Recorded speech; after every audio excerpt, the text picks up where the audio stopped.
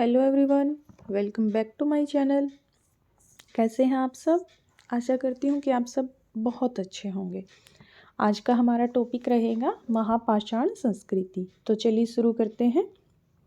महापाषाण संस्कृति। महा यानी कि बड़ा, पाषाण पाषाण यानी कि पत्थर।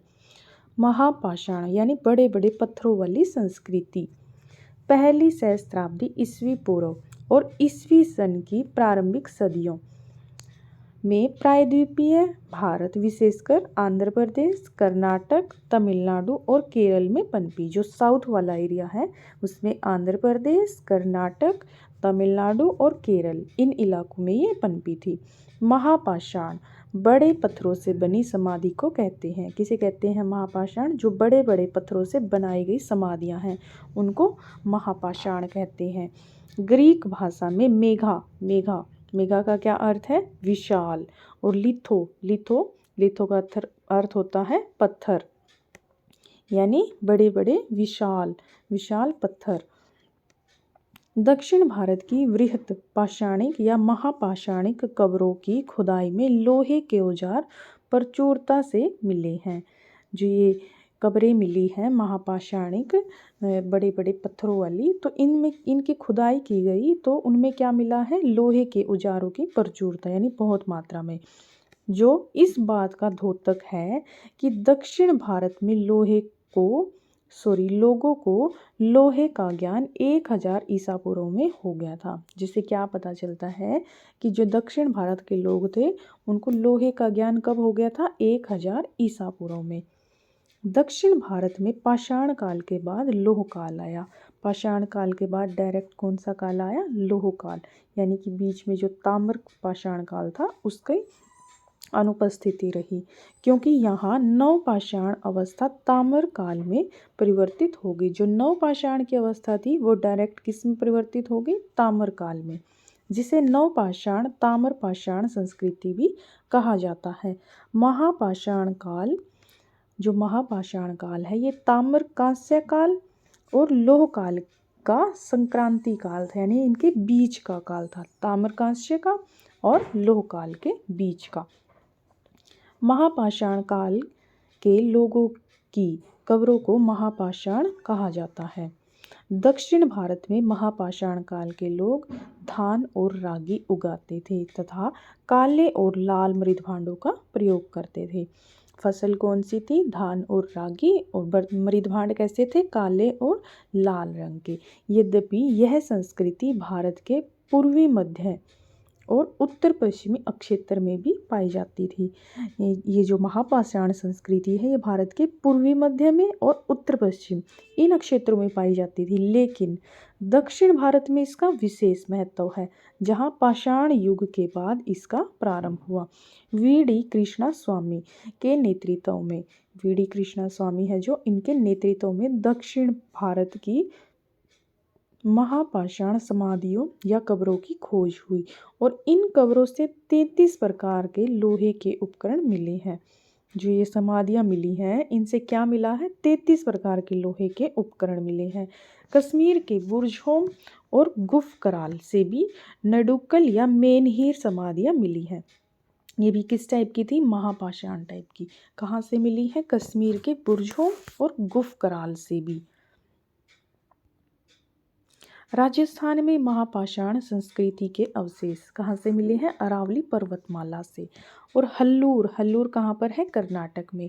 नवपाषाण और जो महापाषाण है इनके बीच का संक्रांति स्थल है। हल्लूर कर्नाटक है जो, ये कहाँ पे? कर्नाटक में नवपाषाण और महापाषाण के बीच का संक्रांति स्थल है। तमिलनाडु में आदिचनल्लूर नामक स्थान से पूर्व ऐतिहासिक काल की समाधियों के साथ लोहे के उपकरण भी प्राप्त हुए हैं। सार्कोफेगी, ये क्या है? महापाषाण संस्कृति में शव दफनाने की एक पाषाण मंजूषा होती थी, जिसके अंदर शव को रखकर दफनाया जाता था।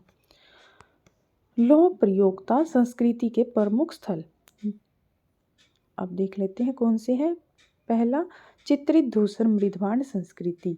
इसमें कौन सा है? सिंधु गंगा जल विभाजक तथा ऊपरी गंगा घाटी, और इसमें क्षेत्र है अहिछत्र, आलमगीरपुर, अल्लाहपुर, हस्तिनापुर और अतरंजी खेड़ा, जखेड़ा और रोपड़। मध्य भारत मालवा वाला एरिया है जो नागदा, उज्जैन, एरन और मध्य प्रदेश में है तीनों ये, नागदा, उज्जैन, एरन। मध्य निम्न गंगा घाटी, पूर्वी भारत पांडुराजार, डिब्बी, इसमें महिसादल, पश्चिम बंगाल, चिरांद, सोनपुर बिहार में। दक्षिण भारत में है हल्लूर और आदि चंदलूर। महाराष्ट्र में माहुर झारी के एक महापाषाण युगीन स्थल पर लोहे की कुल्हाड़ी मिली है। कहाँ से मिली है? महाराष्ट्र के माहुर झारी से, जिसमें 6% कार्बन है, जिसे इस्पात का साक्ष्य माना गया है। हल्लूर से तीरों और भालों के लोहे के सिरे मिले हैं। हल्लूर से क्या मिला है? तीर के और भाले के जो लोहे के सिरे हैं वो मिले हैं। जखेड़ा से लोहे का बना हल्का फाल मिला है। विभिन्न संस्कृतियां और उनके काल। कायथा संस्कृति, टाइम पीरियड कब से कब तक है? 2000 ईस्वी पूर्व से 1800 ईस्वी पूर्व। मालवा संस्कृति का है 1700 से 1200 ईस्वी पूर्व। और जोरवे संस्कृति है, ये है 1400 ईस्वी पूर्व से 700 ईस्वी पूर्व। और जो आहड़ संस्कृति है, इसका टाइम पीरियड है 2100 ईस्वी पूर्व से लेकर 1500 ईस्वी पूर्व। गैरिक मृदभांड संस्कृति, इसका टाइम पीरियड है 2000 से 1500 ईस्वी पूर्व। और गणेश्वर संस्कृति है, इसका टाइम पीरियड है 2800 ईस्वी पूर्व से 2200 ईस्वी पूर्व। अगर हम इसको कालक्रम में लगाएं तो सबसे पहले आ जाएगी हमारी कौन सी? गणेश्वर संस्कृति है जो ये आ जाएगी। और फिर इसके बाद कौन सी आएगी? फिर आएगी हमारी आहड़ संस्कृति। और इसके बाद आएगी कायथा 2000 से 1800 ईस्वी पूर्व। और इसके बाद आएगी हमारी गैरिक मृदभांड संस्कृति 2000 से 1500 ईस्वी पूर्व। और इसके बाद मालवा 1700 से 1200 ईस्वी पूर्व। और जोरवे संस्कृति ये है 1400 से 700 ईस्वी पूर्व। तो पहले गणेश्वर, फिर आहड़, फिर कायथा, फिर गैरिक, और फिर मालवा, और फिर जोरवे। अभी दक्षिण भारत में महापाषाण जो समाधियाँ थी, इनके टाइप देख लेते हैं, कितने टाइप की थी ये। तो ये तो टोटल 8 टाइप की दिखा रखी है, तो देख लेते हैं। शिष्ट समाधियाँ परमगिरी में मिली है। खाई खोदकर पत्थर की शिलाओं से एक आयताकार संदूक बनाकर उसमें शव को रखा जाता था। पहले एक खाई खोद ली जाती थी और फिर उसमें पत्थर की शिलाओं से एक आयताकार संदूक बना के उसमें शव को रखते थे। क्या बोलते थे इसको? शिष्ट टाइप की समाधि भरमगिरी से ये मिली है। पिट सर्किल समाधि, ये भी भरमगिरी से पत्थरों की सहायता से एक वृत्त बना लिया जाता था और उसमें एक दूसरी खाई निर्मित करके उसमें शव को रखा जाता था। पत्थरों की हेल्प से क्या करते थे? एक वृत्त बना लेते थे और फिर एक दूसरी खाई और खोदते थे, उसको खोद के उसमें शव को रखा जाता था। फिर है केन सर्किल, ये चिंगलफुट चेन्नई से प्राप्त हुई है। विशाल पत्थरों के टुकड़ों से निर्मित वृत्त में 100 अस्थि पात्र रखे जाते थे। विशाल पत्थर के टुकड़े होते थे और फिर उसमें उन्हीं का क्या बना लिया जाता था? एक वृत्त बना लिया जाता था और उसी में जो 100 है उसके अस्थि पात्रों को रखा जाता था। फिर है डोलमेन, ये चिंगलफुट से, ये है डोलमेन शिष्ट समाधि के समान होती थी। जैसे शिष्ट समाधियाँ थी, खाई खोदकर शिलाओं से एक आयताकार संदूक बनाकर उसमें शव को रखते थे। ये भी डोलमेन है, ये भी शिष्ट के तरह ही होती थी, किंतु जो संदूक है वो पृथ्वी के अंदर ना होकर उसके ऊपर होता था। अगली है अम्ब्रेला स्टोन, अम्ब्रेला टाइप।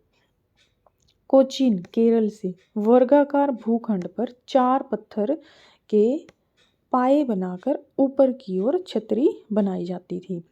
ऐसे 4 बना दिए, 4 बना के और फिर उन पे ये ऐसे छतरी बना दी, मतलब उनके ऊपर पत्थर रख दिए। तो ये होगी अम्ब्रेला स्टोन। हुड स्टोन ये कोचीन में, इसमें छत्र के आकार का महापाषाण जमीन पर ही बनाया जाता था। छत्र के आकार का महापाषाण है वो जमीन पर ही बना देते थे। फिर है कंदरा समाधि, केव ग्रेव, केव यानी गुफा, इस टाइप से कोचीन से ही मिली है। ये भी आयताकार खाई में शव को दफनाया जाता था। मेनहीर समाधि कोचीन से ग्रेनाइट के एकासम पत्थर का प्रयोग होता है। और मेनहीर समाधि अभी हमने पढ़ा था कहाँ पर, बुर्जहोम और गुफकराल, और इसी को नडुक्कल समाधि भी बोलते थे। तो आज के लिए इतना ही, बाकी नेक्स्ट वीडियो में। Thank you so much.